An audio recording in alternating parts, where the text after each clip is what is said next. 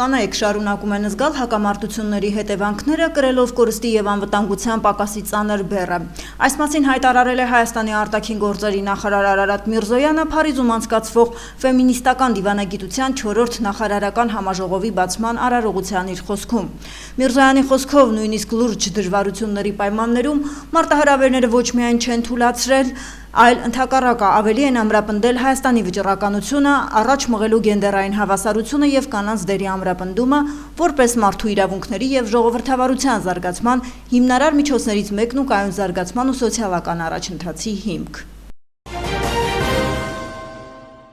Իտալիայում Հայաստանի դեսպան Վլադիմիր Կարապետյանը եւ Իտալիայում Ադրբեջանի դեսպան Ռաշադ Ասլանովը մասնակցել են Ֆեստիվալ դելա Դիպլոմազիա ակումբի ղեկավար Ջորջո Բարտոլոմուչի հրավերով անցկացված խաղաղությունը հնարավոր է քննարկմանը, որին ներկա են եղել Իտալիայի տարբեր համալսարանների շուրջ 150 գիտական աշխատողներ եւ ուսանողներ։ Այս մասին տեղեկացնում են Իտալիայում Հայաստանի դեսպանությունից։ Քննարկման մոդերատորն է եղել Հռոմի քաղաքապետի դիվանագիտական խորհրդական Ֆաբիո Սոկոլովիչը։ Հայաստանի դեսպանը ներկայացնելով տարածաշրջանում խաղաղության հաստատման ուղղությամբ Հայաստանի վարչապետի եւ արտաքին գործերի նախարարի կողմից արված աշխատանքը, կարևորելով օգոստոսին Վաշինգտոնում ձեռք բերված պայմանավորվածությունները, ընդգծել է Վաշինգտոնյան փաստաթղթերի նշանակությունը։ Խոսելով Հայաստանով տարանցիկ ճանապարհի մասին, դեսպանը հատուկ նշել է դրա գործունեության, ինքնիշխանության, տարածքային ամբողջականության, իրավազորության, հավասարության համաձայնեցված սկզբունքները։ Հայաստանի եւ Ադրբեջանի դեսպանները նաեւ կարևորել են Միացյալ Նահանգների նախագահ Դոնալդ Թրամփի առանձնահատուկ դերակատարությունը տարածաշրջանում խաղաղության հաստատման գործում։ Հիմք ընդունելով Հայաստանի Հանրապետության վարչապետ Նիկոլ Փաշինյանի առաջարկությունները, Հայաստանի Հանրապետության նախագահ Վահագն Խաչատուրյանը ստորագրել է հրամանագրեր, որոնց համաձայն գնդապետ Գևորգ Մխեյանը նշանակվել է հանրապետական զինվորական կոմիսար, գնդապետ Գեղամ Մարտիրոսյանը նշանակվել է հատուկ բանակային կորպուսի շտաբի պետկորպուսի հրամանատարի տեղակալ, գնդապետ Արծվիկ Գրիգորյանը նշանակվել է հատուկ բանակային կորպուսի հրամանատարի տեղակալ։ Կառավարության այսօրվա նիստում հավանություն է տրվել հունվարի 27-ը հիշատակի եւ խոնարհումի օր սահմանելու ազգային ժողովի падգամավորների օրենսդրական նախաձեռնությանը։ Նախագիծն առաջիկայում կքննարկվի ազգային ժողովում։ Նախագծի համահեղինակներն են ազգային ժողովի փոխնախագահ Ռուբեն Ռուբինյանը, անկախ падգամավոր Գեղամ Նազարյանը։ Նախագիծը կառավարության հաստատումից հետո կգնա ազգային ժողով։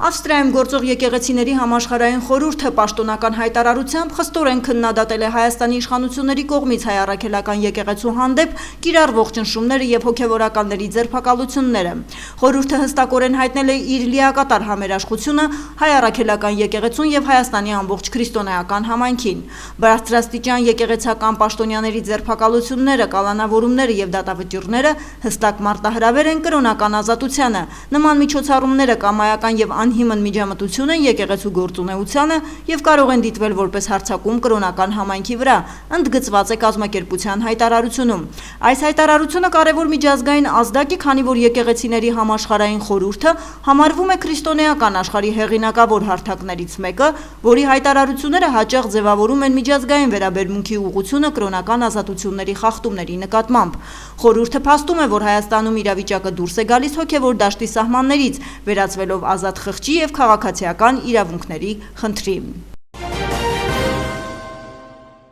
Գործարար Գագիկ Ծառուկյանը շնորհակալություն է հայտնել բոլոր այն մարդկանց, ով անցած օրերին իր եւ իր ընտանիքի կողքին են եղել։ Գագիկ Ծառուկյանը Facebook-յան էջում գրառել է. «Սիրելի ընկերներ, ծանոթ ու անծանոթ մարդիկ, ինչպես գիտեք, 96 տարեկան հասակում հայրս բռնեց հավերժի ճամփան։ Նա ապրեց երկար, արժանապատիվ, սիրով, խոհեմությամբ եւ ուժով լեցուն կյանք։ Այս օրերին ես հատկապես զգում եմ, թե որքան կարեւոր է, երբ կողքիդ մարդիկ են, ովքեր կիսում են կորստի վիշտն ու ցավը։ Սրտանց շնորհակալ եմ բոլորին աջակցության, հոգատարության եւ ջերմության համար։ Շնորհակալ եմ տասնյակ հազարավոր մարդկանց, ովքեր եկան եւ իրենց զորակցության խոսքն ուղղեցին ինձ ու իմ ընտանիքին։ Շնորհակալ եմ Հայաստանից, Սփյուռքից, արտերկրից ստացած հազարավոր զանգերի եւ ցավակցությունների համար։ Հավատացեք, ձեր սերը եւ ներկայությունը օգնում են հաղթահարել կորստի այս ցավը։ Աստված պահապան բոլորին»։ Կառավարության նիստում այսօր հաստատվել է առողջապահության նախարարության նախագիծը, որով շաքարային դիաբետ ունեցող մինչև 18 տարեկան երեխաները կապահովեն գլյուկոզի շարունակական մոնիթորինգի համակարգերով։ Այս ծրագիրը ներդրվել է փուլային տարբերակով, հուլիսից այն գործում է մինչև 9 ներառյալ տարեկան երեխաների համար։ Նախագծով նախատեսվում էր ընդլայնել շահառուների տարիքային շեմը, հասցնելով մինչև 18 տարեկանը։ Հիմա ծրագրի ընդհանուր շահառուների թիվը մինչև 18 տարեկան շուրջ 1100 է։ 2025-ի մայիսից կրկնապատկվել է նաև մինչև 18 տարեկան շահառուներին եռամսյակային կտրվածքով տրամադրվող թեստ երիզների քանակը, նախկին 300-ի փոխարեն ստանում են 600 հատ։ 2025-ի մայիսից 18-ից 28 տարեկան շահառուներին եռամսյակային կտրվածքով 300 հատ թեստ երիզներ և չափիչ սարքեր են տրամադրվել։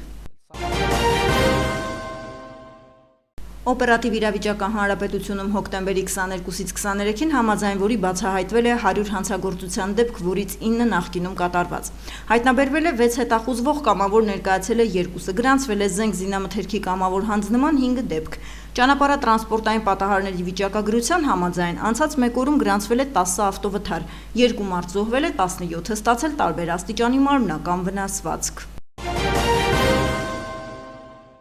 Հոկտեմբերի 23-ին ավտովթարը տեղի ունեցել Կոտայքի մարզում, ինչպես հայտնում է Շամշանքոմը, ժամը 8-ի սահմաններում Երևան-Սևանի-Ջևան ավտոճանապարհին դեպի Երևան ընթանալիս Չայնիի ոլորաններում Opel Zafira մակնիշի ավտոմեքենան դուրս է եկել երթևեկելի գոտուց, բախվել հողաթմբերին, կողաշրջվել։ Վթարի հետևանքով 2 հոգի, որոնց առաջին օգնության են հասել քաղաքացիները եւ ըստ քաղաքացիների հայտնածի օպերատիվորեն ժամանած ներքին գործերի նախարարության փրկարար ծառայության Չարենցավանի Հրշեջ փրկարարական ջոկատի փրկարարներն ու Չարենցավան բժշկական կենտրոնի շտապօգնության բժիշկների հերթապահ խումբը տեղափոխել են Երևանի Սուրբ Գրիգոր Լուսավորիչ բժշկական կենտրոն։ Բժիշկները վիրավորներին մինչև հիվանդանոց տեղափոխելը տեղում առաջին բուժօգնություն են ցուցաբերել։ Վթարի փաստով քննչական բաժնում նախաձեռնվել է քրեական բարույթ։ Այսօր ավտովթարը տեղի ունեցել Կոտայքի մարզում, ինչպես հայտնում է Շամշանքոմը, 8-50-ի սահմաններում Երևան-Սևանի-Ջևան ավտոճանապարհի Չայնիի ոլորաններում բախվել են Կոտայքի մարզի բնակիչ 25-ամյա Սարգիս Մ-ի վարած Mitsubishi մակնիշի եւ Գեղարքունիքի մարզի բնակիչ 41-ամյա Արթուր Մ-ի վարած Mercedes մակնիշի ավտոմեքենաները։ Վթարի հետևանքով ըստ նախնական տեղեկությունների տուժածներ չկան։ Բախման հետևանքով Mercedes-ը դուրս է եկել երթևեկելի գոտուց, բախվել հողաթմբերին եւ մոտ 100 մետր առաջ ընթանալով հայտնվել ձորում։ Վարորդները ենթարկվել են սթափության փորձաքննության, եղել են սթափ։ Երևանի ավականին ընդունել է Լենինգրադյան փողոցը Քրք Քրքորյանի անվամբ անվանակոչելու մասին նախագիծը։ Նախագծին կողմ են քվեարկել ավականու 37, դեմ 2 ձեռնպահ 18 անդամ։ Նախագիծը ներկայացրել է ավականու հանրապետության խմբակցությունը։ Հարգելի հարկ վճարող, նույնականացման միջոցներով դրոշմավորված ապրանքների հետագծելիության ամբողջ շղթան պահպանելու նպատակով գործարկվել է Imark Receipt տեղեկատվական հավելվածը։ Եթե դուք հանդիսանում եք դրոշմավորված ապրանքի վերջնական սպառող, գործունեություն եք իրականացնում հյուրանոցային, ռեստորանային կամ նմանատիպ այլ ոլորտներում, վաճառք եք իրականացնում էլեկտրոնային ՀԴՄ-ով կամ դրոշմավորված ապրանքը վաճառում եք մասնատելով, օրինակ ալկոհոլային խմիչքը բաժակներով, պարկով ապրանքը կիլոգրամներով, ապա այս հավելվածը հենց ձեզ համար է։ Imark Receipt հավելվածի միջոցով կարող եք շատ հեշտությամբ եւ արագ շրջանառությունից դուրս բերել նույնականացման ծածկագրերը, եթե դրանք օգտագործվում են ծառայությունների մատուցման, սեփական կարիքների կամ արտադրության համար։ Սկանավորելուց հետո տվյալներն ավտոմատ կերպով կփոխանցվեն հարկային մարմնի տեղեկատվական շտեմարան։ Հավելվածն ակտիվացնելու համար պարզապես պետք է ներբեռնեք այն, մուտք գործեք պետական եկամուտների կոմիտեի հաշվետվությունների ներկայացման էլեկտրոնային համակարգ, ներկայացնեք համապատասխան դիմում, ստանաք հաստատման կոդը եւ ակտիվացնեք։ Հարգելի հարկ վճարող, Imark Receipt տեղեկատվական հավելվածի կիրառման մանրամասներին կարող եք ծանոթանալ էկրանին հայտնվող QR-ի միջոցով կամ պարզապես մասնակցելով ՊԵԿ-ի եւ Imark ազգային օպերատորի կողմից կազմակերպվող հանդիպումներին, որտեղ մասնագետները մանրամասն ձեզ կներկայացնեն հավելվածից օգտվելու կարգը։ Հնդկաստանի նախագահին տեղափոխող ուղղաթիռը Կերալայում վայրեջքի ժամանակ խրվել է չամրացված բետոնի մեջ։ Սկզբում ուղղաթիռը պետք է վայրեջք կատարել Նիլակ կալում, սակայն անբարենպաստ եղանակային պայմանները ստիպել են վերջին րոպեին փոխել երթուղին։ Պաշտոնյաները բացատրել են, որ ուղղաթիռի վայրեջքի հրապարակը պատրաստ էր նախագահի ժամանումից ընդամենը մի քանի ժամ առաջ, իսկ բետոնե մակերեսը լիովին չէր կարծրացել խոնավ եղանակի պատճառով։ Հաղորդվում է, որ նախագահը չի տուժել եւ շարունակել է իր ճամփորդությունը, նահանգով ժամանակով մեկ մեքենայով։ Դեպքի վայր ժամանած ոստիկաններն ու հրշեջները փորձել են դուրս քաշել ուղղաթիռը։ Լուվրի տնօրեն Լորանս Դեկարը Սենատում հայտարարել է, որ թանգարանի պահպանության համակարգի թույլ կողմերը հայտնի են, իսկ հնացած ենթակառուցվածքը թույլ չի տալիս ժամանակակից սարքավորումներ կիրառել անվտանգության ապահովման համար։ Նա առաջարկել է թանգարանում ոստիկանության բաժանմունք տեղակայել։ Մեր անվտանգության համակարգի թույլ կողմերը հայտնի են ու բացահայտված։ Մենք ունենք հնացած ենթակառուցվածքներ, որոնք թույլ չեն տալիս օգտագործել ժամանակակից սարքավորումները, ընդգծել է նա։ Փրկարար ծառայությունից տեղեկացնում են հանրապետության տարածքում ավտոճանապարհները հիմնականում անցանելի են։ Կորեայի ձորի ճանապարհի հիմնանորոգման աշխատանքներով պայմանավորված հաշվի առնելով քարաթափման վտանգը, օգոստոսի 19-ից ճանապարհը ժամանակավորապես փակ է երթևեկության համար։ Ստեփանձմինդալարս ավտոճանապարհը բաց է բոլոր տեսակի տրանսպորտային միջոցների համար։